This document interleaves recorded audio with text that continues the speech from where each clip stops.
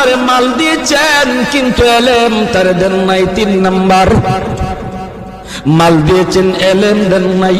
এজন্য মাল মন্দ কাজে ব্যয় করে, গুনার কাজে ব্যয় করে, সিনেমা হল বানায়, গান বাজনা করায়, এক্সিবিশন করে, খেলাধুলার মধ্যে টাকা খরচ করে, ওয়াজ মাহফিলে চান্দা চাইলে চান্দা দেয় না, খেলাধুলায় চান্দা চাইলে চান্দা দেয়। আসেনি না নাই? ওয়াজ মাহফিলে যুবক তার কাছে যদি চাঁদা চায় দেয় না, সে অন্য কাজের মধ্যে টিকি দেয়। যেই কাজে দিল সেটা গুনার কাজ। এই মানুষটা ওই গুনার কাজে দান কইরা সে আমল নামায় গুনাহ কামাইলো।